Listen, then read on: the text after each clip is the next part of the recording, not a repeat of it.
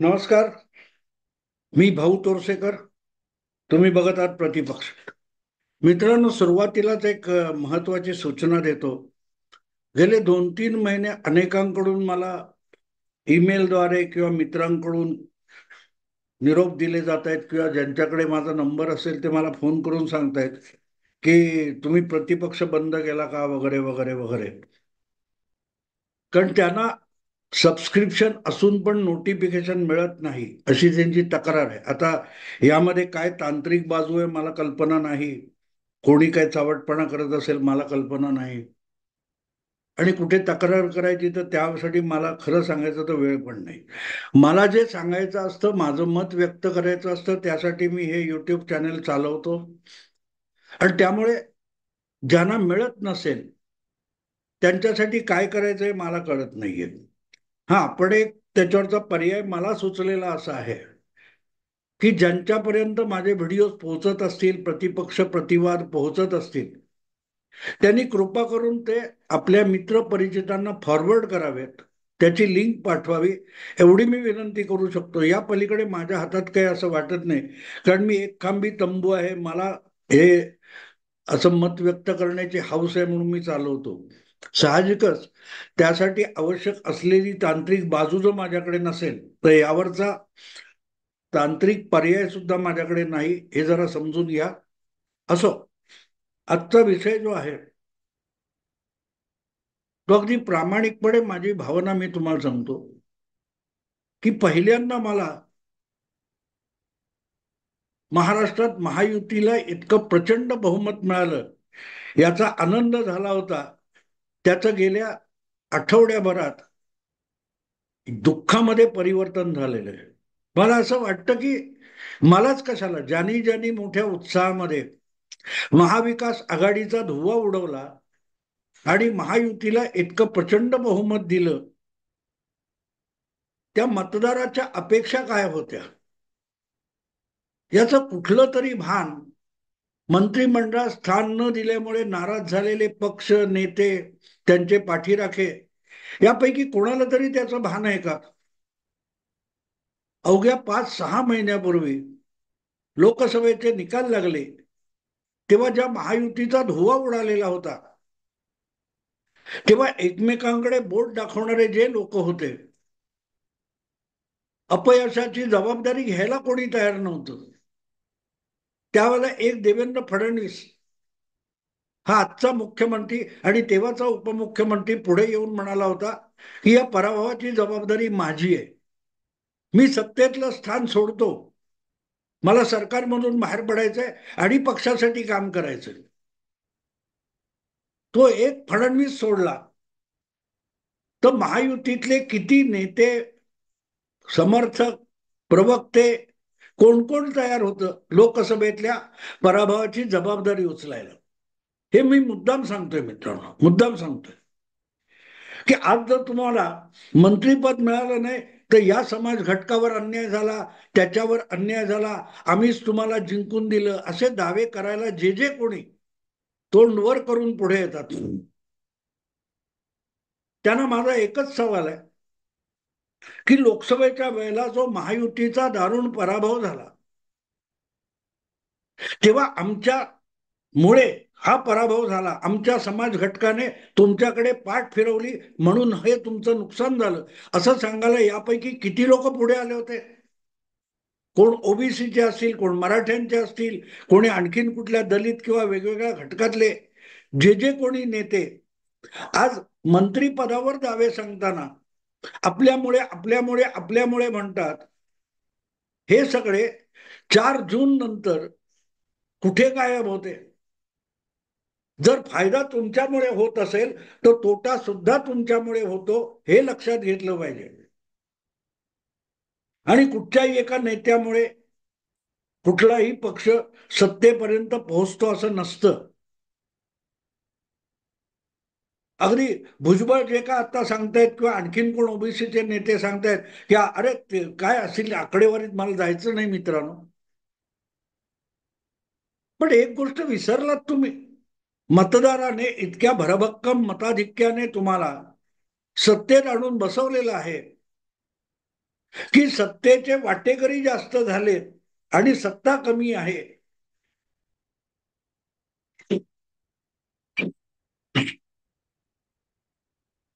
आणि ज्या प्रकारे ज्याला ती लांडगे तोड म्हणतात, खरंच मित्रांनो, तुम्हाला मत देणारा मतदार पस्तावला असेल की यांना विरोधी पक्षात बसवलेले बरे, यांना सत्तेपासून वंचित ठेवलेले बरे, असंच त्या मतदाराला तुमच्याविषयी वाटणार की नाही नाही, यांना विरोधी पक्षातच बसू दे, यांना सत्तेच्या जवळ जाऊ द्यायचं नाही. मित्रांनो, एक साधी गोष्ट आहे. 2019च्या निवडणुकीनंतर मुख्यमंत्री होण्यासाठी उद्धव ठाकरे यांनी मतदाराशी सरळ सरळ दगाबाजी केली आणि स्वतःला मुख्यमंत्रीपद मिळाल्यानंतर जे काय महाविकास आघाडी सरकार बनवलं त्यामध्ये स्वपक्षाच्या आमदारांवर सुद्धा अन्याय केला होता. उद्धव ठाकरे शिवसेनेचे मुख्यमंत्री होते, पण त्या सरकारमध्ये शिवसेनेचा वाटा किती होता? 11 किंवा 12 मंत्रीपद जी होती त्यातली 2 मंत्रीपद तर एका कुटुंबात, बाप मुख्यमंत्री मुलगा मंत्री. उरलेले 10 मंत्री होते शिवसेनेचे. त्या 10 मंत्र्यामध्ये 3 अपक्ष ऍडजस्ट केलेले होते, म्हणजे राहिले 7. शिवसेनेच्या वाटेला शिवसेनेचा मुख्यमंत्री वगळला तर आलेली शिवसैनिकांच्या वाट्याला आलेली मंत्रीपद किती होती याचा विचार करा. फक्त 7. 2.5 वर्ष उद्धव ठाकरे मुख्यमंत्री असताना शिवसेनेला फक्त 7 मंत्रीपद मिळाली होती. शरद पवार यांच्या नेतृत्वाखालचा अखंड राष्ट्रवादी पक्ष होता, त्याच्या वाट्याला सुद्धा 13 का 14 मंत्रीपद होती. आज 9 मंत्रीपद आहेत. तुमचा पक्ष अख्खा नाहीये आणि परत तिथे पण नाराजी आहे, तिथे पण नाराजी आहे. 2019 मध्ये ज्या पक्षाला 105 आमदार मिळाले होते त्याच्या वाट्याला गेल्या 5 वर्षात काय आलं? पण पक्ष भूमिका हे घट्ट धरून पुढच्या निवडणुकीपर्यंत ज्यांनी कळ काढली, या सगळ्या गोष्टी आपण विसरून जातो मित्रांनो. इतके सत्ता पिपासू झालोय. ज्या वेळेला लोकांच्या मनामध्ये असे विचार सुरू होतात ना की तुमची ही आधाशीपणा, सत्ता लालसा, सत्ता पिपासा लोकांच्या नजरेत इतकी भरायला लागते, तेव्हा लोक तुम्हाला आशीर्वाद देण्याऐवजी शाप द्यायला लागतात. शाप द्यायला लागतात की कोण दुसरा देशाचा शत्रू, आपला शत्रू, आपल्यावर हुकूमत गाजवणारा एखादा हुकुमशहाला चालेल, पण ही असली लोकशाही नको असं लोकांना वाटायला लागेल. एकनाथ शिंदे यांनी बंड केलं म्हणून काय ते शिवसेनेचे इतके बाकीचे मंत्री झाले, तानाजी सावंत वगैरे वगैरे. नाही तर ते बंड का नाही करू शकले? आधीची 2.5 वर्ष तानाजी सावंत बंड का करू शकले नव्हते? सगळा हेतू तुमचा पक्षामध्ये, महायुतीमध्ये किंवा सार्वजनिक जीवनात वावरणं म्हणजे सत्ता आणि मंत्रीपद असेल तर असे नेते या देशाला, या राज्याला, या समाजाला नको आहेत. समाजात आदर्श नेता कोण असतो? कोण असतो आदर्श? जो आपल्याला काहीतरी मिळणार आहे यापेक्षा आपण समाजाला, राज्याला काय देणार आहोत याचा विचार करून सार्वजनिक जीवनात येतो. छगन भुजबळ घ्या, शिवसेना सोडली, काँग्रेस, राष्ट्रवादी, आणि दरवेळेला छगन भुजबळ यांचं मंत्रीपद, मुख्यमंत्रीपद धोक्यात आलं की एकदम समता परिषद, फुले भाऊ, काय ते शाहू आंबेडकरांचे विचार हे प्रबळ होतात. आणि मध्यंतरीच्या काळात भुजबळ आणि त्यांचे सगळे समता परिषदवाले काय करत असतात? प्रत्येक वेळेला आपण बारकाईने बघा की ज्या वेळेला भुजबळांच्या मंत्रीपदाचा, मुख्यमंत्री काय उपमुख्यमंत्री पदाचा विषय येतो तेव्हा समता परिषद अचानक ऍक्टिव्ह होते. नाहीतर वर्षानुवर्ष ही संघटना काय करते, मग ते ओबीसीसाठी असेल किंवा आणखीन कोणासाठी असेल. म्हणजे जरांगे पाटलांनी भुजबळांवर आरोप केला किंवा हल्ला केला की समता परिषदेचं नाव आपल्याला ऐकू येतं. उरलेल्या वेळी, उरलेल्या काळामध्ये समता परिषद काय करत असते, मला बघितल्यानंतर खरंच विचार मला किळस आली मित्रांनो, किळस आली.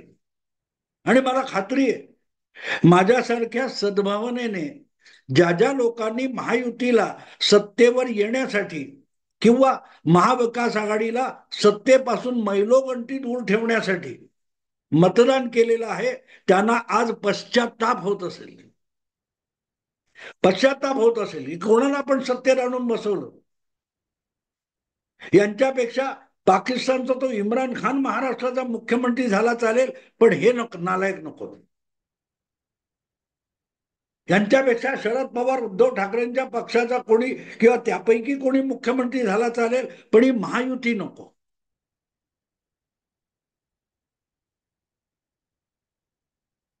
मित्रांनो, एक लक्षात ठेवा, लोकशाहीमध्ये मतदाराच्या इच्छा आकांक्षांना महत्व असतं.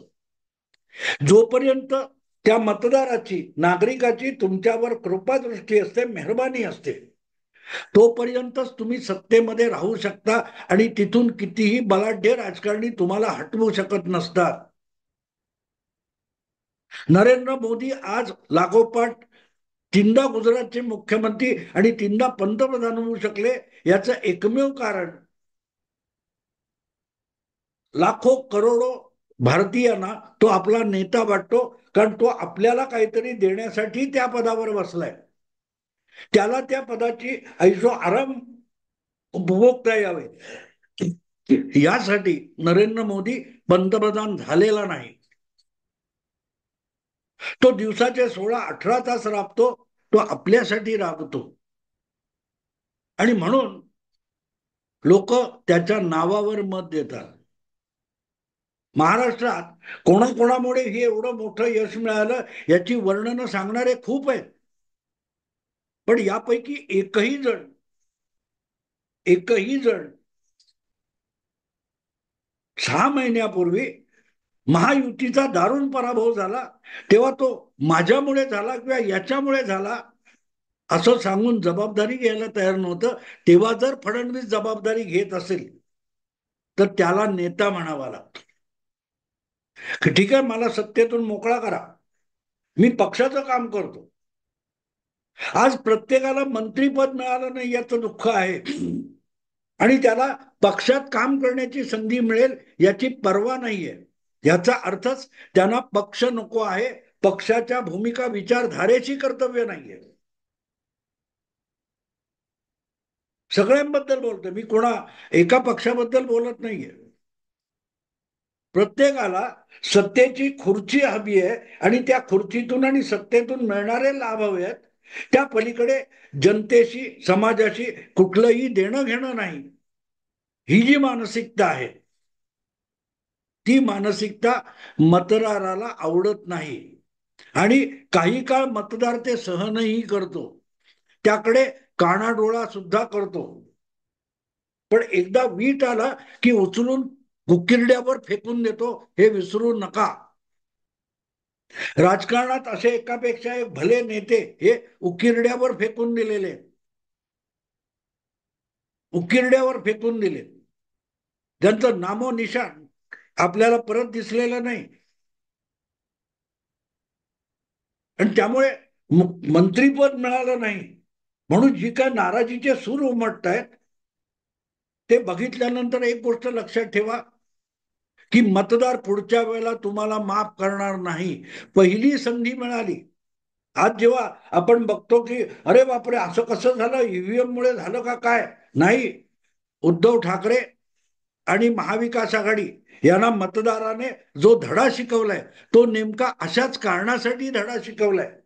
लोकसभेमध्ये जे काय थोडंफार यश मिळालं, 1% पण, अर्धा टक्क्यापेक्षाही कमी मतं युतीपेक्षा जास्त आणि एकदम 30-32 जागा मिळाल्या, म्हणून जो काय मस्तवालपणा उबाठा, काँग्रेस आणि शरद पवार गट दाखवत होता त्यांना मतदाराने जमीनदोस्त करून टाकलं.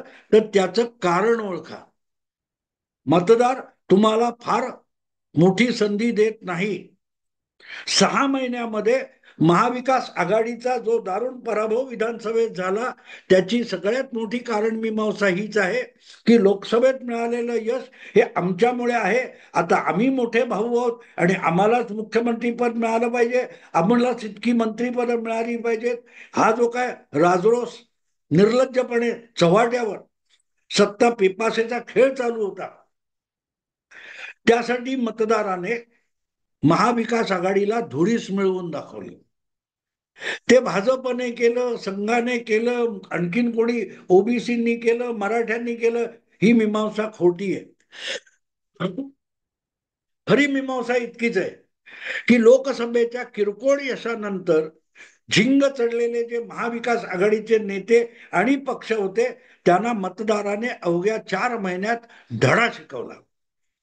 आणि तो धडा महाविकास आघाडीला शिकवलेला असेल तरी त्यातूनच महायुतीच्या नेत्यांनी, पक्षांनी आपला धडा शिकायचा असतो.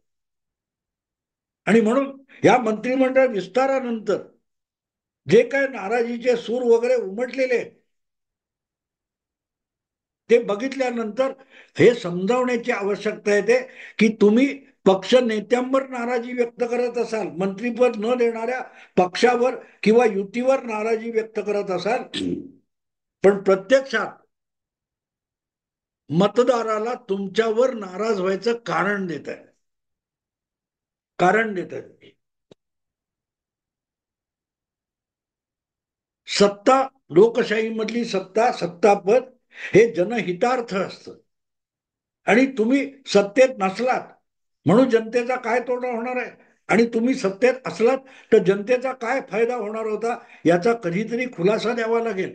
आणि तो देताना, नाहीतर तुम्ही बघताय एकापेक्षा एक दिग्गज, पृथ्वीराज चव्हाण, बाळासाहेब थोरात, किती मोठे मोठे लोक पराभूत झाले, ज्यांच्याकडे ह्या विधानसभा निवडणुकीनंतर मुख्यमंत्री पदाचे उमेदवार म्हणून बघितले जात होते, त्यांना मतदाराने साधा आमदार होण्याचं देखील भाग्य दिलं नाही. तानाजी सावंतांपासून भुजबळांपर्यंत जे कोणी आहे त्यांच्यासाठी हा धडा आहे असं मी मानतो. तुम्ही ज्या पद्धतीत वागताय ती पद्धत बघितल्यानंतर मतदार तुमच्यावर विषयी पस्तावण्याखेरीज दुसरं काही होणार नाही. अरे शेवटी 42-43 मंत्रीपद आहेत, तर ती 230 लोकांच्या मध्ये कशी वाटायची ही दगदग असते. आणि म्हणून तिथे पहिला प्राधान्य फडणवीसांना का होतं हे लक्षात घ्या. जेव्हा पराभव झाला तेव्हा फडणवीस सारखा माणूस पुढे होतो, माझ्यामुळे पराभव झाला, मी जबाबदारी स्वीकारतो, मला सत्ता पदावरून बाजूला व्हायचं. जर एक मायकालाल त्या पद्धतीत पुढे आलेला नसेल,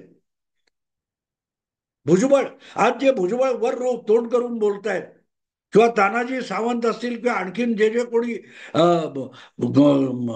मनगुंटी वार वगैरे असतील, त्यांना माझा एक सवाल आहे, लोकसभेच्या पराभवानंतर तुमची तोंड कोणी शिवली होती सांगाला की बाबा इतका पराभव झाला, याला आम्ही जबाबदार आहोत?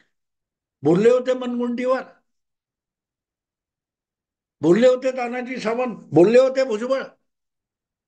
नाशिक जिल्ह्यातल्या दोन्हीच्या दोन्ही लोकसभा जागा गेल्या तर मी नाशिकचा मोठा, उत्तर महाराष्ट्राचा मोठा ओबीसी वगैरे नेता असून काय उपयोग, तूच माझ्या जिन्नगानीवर, असं भुजबळ बोलले होते का? महायुतीला लोकसभेत यश मिळवताना भुजबळांची जबाबदारी नसते, तानाजी सावंतांची जबाबदारी नसते, पण जिंकल्यानंतर त्यामध्ये मोठ्यात मोठा हिस्सा आणि सत्ता आपल्याला मिळाली पाहिजे, हे कुठलं नेतृत्वाचं लक्षण आहे? जेव्हा असे नेते दिसतात तेव्हा लोक तुम्हाला धडा शिकवण्याची पहिली संधी शोधत असतात, हे विसरू नका. माझ्यासारखा एक पत्रकार, आयुष्यभर पत्रकारिता केलेला, राजकीय विश्लेषण केलेला, मला सुद्धा आज पस्तावल्यासारखं वाटतंय की कशाला आपण हे सत्तेत यावे म्हणून प्रयत्न केला. याच्यापेक्षा मनसोक्त ज्यांच्यावर आपण टीका करत होतो ती महाविकास आघाडी सत्तेत आली असती तर ते चुकीचे वागले तर परवा नव्हती, कारण आपण त्यांच्यावर टीका करतच राहिलो. दगडापेक्षा भीत मऊ म्हणू यानं आणले, हे दगडापेक्षा मोठे खडक निघाले. त्याची वेदना अधिक असते, त्याची वेदना अधिक असते. आणि म्हणून जे काय मंत्रिमंडळ विस्तार झाल्यानंतर घडतंय ते बघितल्यानंतर महायुतीला भरभरून मतं देणारा मतदार आज पस्तावला असेल आणि पुढची संधी मिळेल तेव्हा अशा सगळ्या नेत्यांना, अशा सगळ्या पक्षांना तो धडा शिकवल्याशिवाय राहणार नाही. धडा शिकवल्याशिवाय राहणार नाही. मला पण मित्रांनो मनापासून वाईट वाटलेलं आहे. सरकार बनलं तेव्हाचा जो आनंद होता तो सगळा आनंद मंत्रिमंडळ विस्तारानंतर ज्या काय प्रतिक्रिया महायुतीतून आलेल्या आहेत त्या बघून मला असं वाटलं की हे सरकार लवकरात लवकर पडलं तर बरं होईल. एक प्रकारची शापवाणी समजू शकता, पण कावळ्याच्या शापाने गायी मरत नाहीत म्हणतात, तसं माझ्या शापाने कोणी मरणार नाही, कुठलं सरकार पडणार नाही.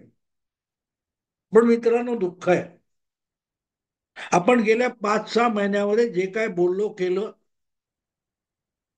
त्यातून असं काही घडेल ही अपेक्षा बाळगली नव्हती, आणि ते घडत असेल तर त्याचं मला दुःख आहे. मित्रांनो आता इथेच थांबतो. आवडलं लाईक करा, शेअर करा, आणि शक्यतो आपल्या मित्रांना तुम्हाला हा विषय आवडला तर फॉरवर्ड करा. एवढं सांगून थांबतो. नमस्कार.